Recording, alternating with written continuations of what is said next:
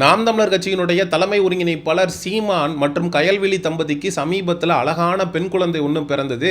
இது நாம் தமிழர் கட்சி தம்பிகளுக்கு மத்தியில் மிகப்பெரிய அளவில் மகிழ்ச்சியை ஏற்படுத்துச்சு.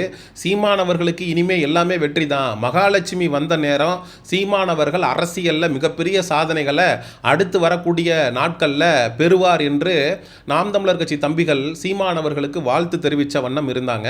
இந்த நிலையில தான் அண்ணன் சீமான் அவர்களுடைய நீலாங்கரை வீட்டிற்கு முன்னாள் திமுக அமைச்சர் அனிதா ராதாகிருஷ்ணன் அவர்கள் சீர் கொண்டு வந்த காட்சிகள் சமூக ஊடகங்களில் காட்டுத்தீயா பரவிக்கிட்டு இருக்கு.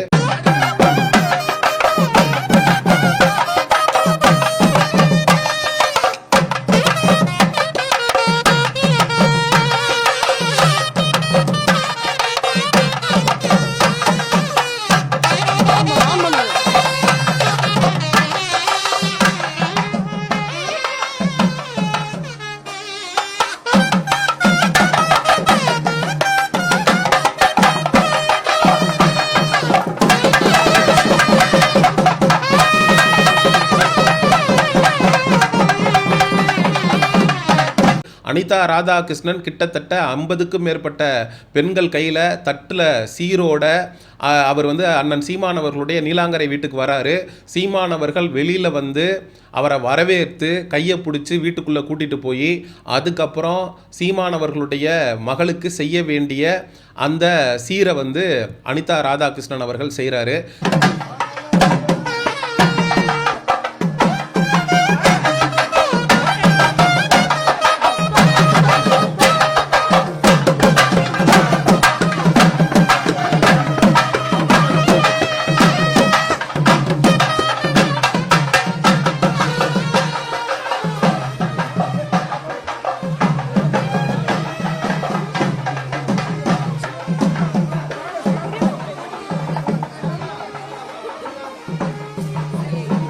இது ஒரு மிகப்பெரிய அளவில் விவாதத்தை ஏற்படுத்தியிருக்கு. சீமானவர்கள் பார்த்தீங்களா, திமுகவோட முன்னாள் அமைச்சர் என்றும் பாராமல் வீட்டு வாசலில் நின்று அவரை வரவேற்று கையை பிடிச்சி கூட்டிகிட்டு போய் அவர் வீட்டுக்குள்ளே அனுமதிச்சு, எப்பா விரோதியே நம்ம வீடு தேடி வர்றான் அப்படின்னா அவனை வீட்டுக்குள்ளே கூட்டிகிட்டு உட்கார வச்சு உபசரிக்கிறது அப்படிங்கிறது நம்மளுடைய பண்பாடு.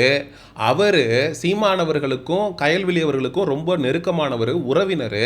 அவர் சீமானவர்களுக்கு பெண் குழந்தை பிறந்திருக்கு அப்படிங்கிறதுக்காக அந்த சீரை பண்ணணும் அப்படின்னு சொல்லி வந்திருக்கிறாரு. இதை எப்படியெல்லாம் கேவலமாக பேச முடியுமோ அப்படியெல்லாம் நிறைய பேர் பேச ஆரம்பிச்சிருக்காங்க. இதில் இந்த தாவேகா கும்பல் பார்த்தீங்களா, சீமானவர்கள் சீர் வந்துருச்சுன்னு சொன்னதும் சீமானவர்களோட மகளுக்கு தங்கச்செயினை அனிதா ராதாகிருஷ்ணன் அவர்கள் போட போறாருன்னு சொன்னதும் சீமான் அவர்கள் சிரிச்சுக்கிட்டே வீட்டு வாசல்ல நின்று வரவேற்று கையை பிடிச்சு கூட்டிட்டு போறாரு. ஏம்பா, விஜய் அவர்கள் முதலமைச்சராகி சீமான் அவர்களை சந்திக்கிறதுக்கு நேரில் வந்தாரு. அதே சீமான் அவர்கள் வீட்டு வாசல்ல காத்திருந்து அதே விஜய் அவர்களையும் இதே மாதிரி தானே கையை பிடிச்சு கூட்டு போனாரு. விஜய் அவர்கள் தங்க செயின் கொண்டு வந்தாரா? விஜய் அவர்கள் 50 தட்டுல சீர் கொண்டு வந்தாரா?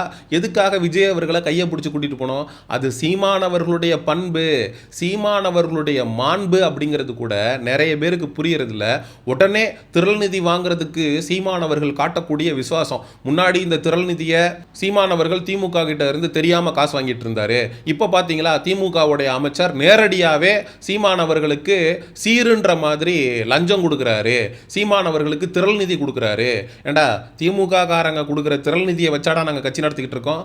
அந்த அளவுக்கு திமுக காரங்க கிட்ட நாங்க காசு வாங்கி கட்சி நடத்துறோம் அப்படின்னா இந்த நடந்து முடிந்த 2026 சட்டமன்ற தேர்தலில் நாங்கள் ஏன்டா தோல்வியை தழுவி இருக்க போகிறோம்? அந்த அளவுக்கு எங்ககிட்ட காசு இருந்துச்சு அப்படின்னா நாங்களும் மக்களுக்கு மத்தியில் இந்த தாவேகா கும்பல் ரூட்டு மாஃபியாவை வச்சுக்கிட்டு சோசியல் மீடியாவில் விஜய் தான் அப்படின்னு சொல்லி ஒரு போலி பிம்பத்தை கிரியேட் பண்ணி மாற்றத்திற்கான நபர்னு விஜயை கொண்டு போய் காட்டின மாதிரி எங்களுக்கும் ஒரு மிகப்பெரிய அளவில் காசை செலவு பண்ணி நாங்கள் ஆட்சி அதிகாரத்தை நோக்கி நகர்ந்துருக்கலாமே. அப்படி நாங்கள் நகர முடியாமல் போனதுக்கு முக்கிய காரணம் மக்கள்கிட்ட நாங்கள் திரள் நிதி வாங்கி கட்சி நடத்துகிறோங்கிற ஒரே ரீசன் தான். இதே திமுக கிட்டையோ பாஜக கிட்டையோ மற்ற கட்சிகள்கிட்ட இருந்து காசை வாங்கினா நாங்களும் அரசியல் களத்தில் இன்னும் வீரியமா தாவேகா 3 வருஷத்தில் ஆட்சியை பிடிச்ச மாதிரி நாங்கள் 15 வருஷத்தில் ஆட்சியை பிடிச்சிருப்போமே. ஆனால் அப்படி ஒரு விஷயம் நடக்கலையே.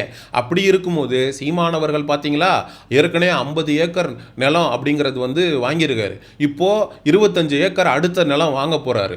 எவனோ சமூக ஊடகங்களில் சில பரதேசிகள் பரப்பக்கூடிய அவதூறுகளை எடுத்துட்டு தனி மனித மாண்போடு தொடர்பு படுத்தி பேசுறதையே ஒரு முழு நேர வேலையா ஒருத்தங்க வச்சிருக்கிறாங்க. ஏன்னா அனிதா ராதாகிருஷ்ணன் அவர்கள் சீமான் அவர்களோடு ரொம்ப நெருக்கம், கயல்விழி அவர்களுக்கு சொந்தக்காரர் என்று சொல்லப்படுகிறது.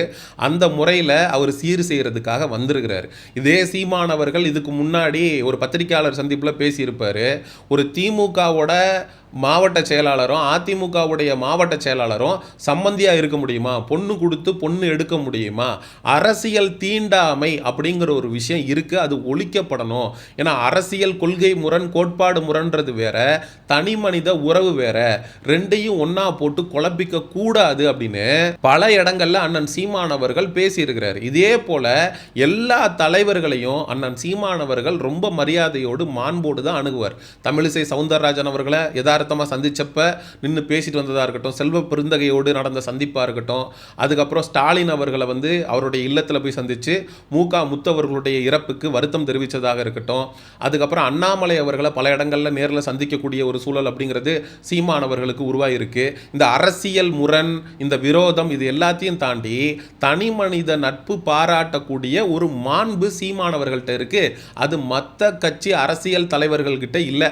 இன்னும் சொல்ல போனா நடந்து முடிந்த 2026 சட்டமன்ற தேர்தலில் காரைக்குடியில் அண்ணன் சீமான் அவர்கள் போட்டியிட்டார். கடுமையான போட்டி காரைக்குடியில். அப்போ காரைக்குடியுடைய இந்நாள் எம்எல்ஏ அமைச்சரான பிரபு அவர்களை நேரில் சந்திக்க நேருது. அப்போ இதே பிரபுவை ஆற தழுவி சீமான் அவர்கள் கட்டி பிடிச்சி நட்பு பாராட்டுறார். அப்போ இந்த தாவேகா கும்பல் என்ன சொல்லும்? பிரபு கிட்ட இருந்து சீமான் காசு வாங்கிட்டாரு, விஜய் கிட்ட இருந்து பொட்டி வாங்கிட்டாருன்னு சொல்லுவீங்களா? அப்போ ஒரு மனிதனுக்கு இருக்கக்கூடிய ஒரு தனி மனித மாண்பை எந்த அளவுக்கு கொச்சைப்படுத்தி சமூக ஊடகங்களில் எழுதிட்டு வர முடியுமோ அந்த அளவுக்கு கேவலமாக இந்த தாவேகா கும்பல் எழுதிட்டு கொண்டு வரதை நம்மளால பார்க்க முடிகிறது.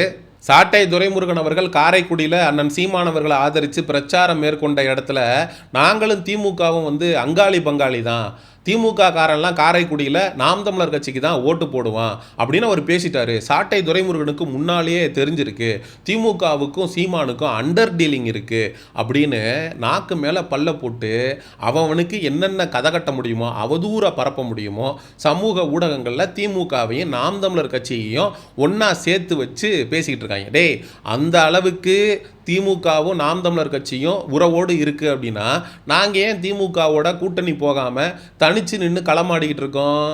இந்த தடவை திமுக மன்னக்கவி 70க்கும் மேற்பட்ட தொகுதிகள் மட்டுமே வருவதற்கு முக்கிய காரணமாக இருந்தது நாம் தமிழர் கட்சி ஒவ்வொரு தொகுதிக்கும் பிரித்த 8000-10,000 வாக்கு. அந்த வாக்கு மட்டும் திமுகவுக்கு போயிருந்துச்சுன்னா இன்னைக்கு தாவேகா ஆட்சி அமைத்திருக்க முடியாது ராஜா. அப்போது சீமானவர்கள் ஸ்டாலினோட கூட்டணி வச்சுட்டு போயிருக்கலாம்ல. எதுக்கு நாங்கள் தனித்து நின்று களமாடணும்? ஏன் கொள்கை பேசணும்? ஏன் கோட்பாடு பேசணும்? நியாயமாக பார்த்தா இந்த தாய்மாமன் சீரு எங்கேருந்து வந்திருக்கணும்? தமிழக வெற்றி கழகத்தினுடைய தலைவர் இந்நாள் முதலமைச்சர் விஜய் அவர்கள் நீங்கள் தானே சொன்னீங்க குழந்தை பிறந்தா தாய்மாமன் சீரு தேடி வரும் அப்படின்னு. நியாயமாக பார்த்தா அண்ணன் சீமானவர்களோட வீட்டுக்கு 50 தட்டு பொண்ணுங்களை கூப்பிட்டுக்கிட்டு சீரை எடுத்துக்கிட்டு இதே விஜய் அவர்கள் தான் சீமான் வீட்டுக்கு போய் சீமானவர்களுடைய அந்த அழகான பெண் குழந்தைக்கு செயின் எல்லாம் போட்டு அழகு பார்த்துருக்கணும். விஜய் அவர்கள் அதை பண்ணல. முன்னாள் திமுக அமைச்சர் அனிதா ராதாகிருஷ்ணன் அவர்கள் பண்ணியிருக்காரு. இதை ஒரு விதமாக நம்ம எப்படி எடுத்துக்கலாம் அப்படின்னா, எப்பா திமுக காரங்களே சீமான் அவர்களோட குழந்தைக்கு சீர் செஞ்சிருக்கிறாங்க, ஆனால் நான் ஆட்சிக்கு வந்தால் தாய்மாமஞ்சீர் செய்வேன் பறக்கிற குழந்தைகளுக்கு அப்படின்னு சொன்ன விஜய் செய்யலப்பா. இது விஜய் அவர்களுக்கு எவ்வளோ ஒரு கேவலம் தெரியுமா, அசிங்கம் தெரியுமா? அப்படிங்கிற கோணத்தில் இதை நம்ம விமர்சிச்சா கூட நல்லா இருக்கும்.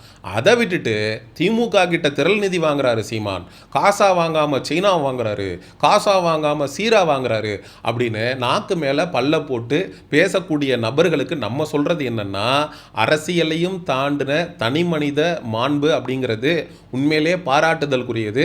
அது அண்ணன் சீமானவர்களுக்கு இருக்கிறத நினச்சி நாம் தமிழர் கட்சி தம்பிகளான நாங்கள் பெருமை கொள்கிறோம் அப்படின்னு சொல்லி இந்த காணொலியை நிறைவு செய்கிறேன். நாம் தமிழர் கட்சியினுடைய தலைமை ஒருங்கிணைப்பாளர் சீமானவர்களுடைய பெண் குழந்தைக்கு முன்னாள் திமுக அமைச்சர் சீர் செய்திருப்பதை பற்றி மக்களாகிய நீங்கள் என்ன நினைக்கிறீங்க அப்படிங்கிற உங்களுடைய கருத்துக்களை மறக்காமல் கமெண்ட் செக்ஷனில் சொல்லுங்கள். சமூக நிகழ்வு அரசியல் சார்ந்த பதிவுகளுக்கு செயோனிசம் சேனலை சப்ஸ்கிரைப் பண்ணுங்கள். அடுத்த ஒரு காணொலி பதிவில் சந்திப்போம். நன்றி, வணக்கம்.